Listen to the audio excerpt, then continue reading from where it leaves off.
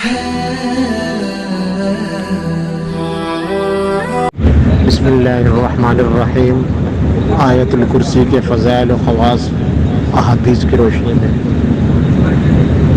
حضور اکرم صلی اللہ علیہ وسلم نے فرمایا کہ جو شخص ہر نماز کے بعد آیت الکرسی پڑھا کرے تو اس کے جنت میں داخل ہونے میں سوائے موت کے کوئی اور چیز مانے نہیں، یعنی موت کے بعد وہ فوراً جنت کے آثار اور راحت و آرام کا مشاہدہ کرنے لگے گا۔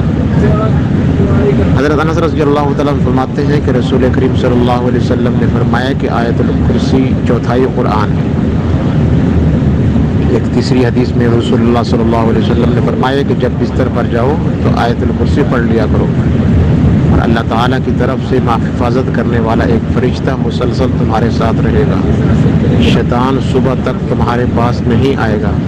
اس کی تلاوت تیری اور تیری اولاد کی حفاظت کا ذریعہ بنے گی، تیری آس پاس کے مکانوں کی بھی حفاظت ہوگی۔ حضرت ابو ہریرہ رضی اللہ تعالیٰ عنہ سے روایت ہے، فرماتے ہیں کہ نبی کریم صلی اللہ علیہ وسلم نے فرمایا، جو شخص صبح کو سورہ فاتحہ، آیت الکرسی، سورۃ المؤمن کی پہلی 3 آیات پڑھ لے، وہ شام تک ناپسندیدہ اور تکلیف کے امور سے محفوظ رہے گا۔ جو شام کو پڑھ لیا کرے وہ صبح تک محفوظ رہے گا۔ ایک دوسری حدیث میں آیا ہے کہ جس مال یا اولاد پر آیت الکرسی پڑھ کر دم کر دو گے، یا لکھ کر مال میں رکھ دو گے، یا بچہ کے گلے میں ڈال دو گے، شیطان اس مال اور اولاد کے قریب بھی نہیں آئے گا۔ اللہ تبارک و تعالیٰ سے دعا ہے کہ اللہ تبارک و تعالیٰ ہمیں اس پر عمل کرنے کی توفیق عطا فرمائے۔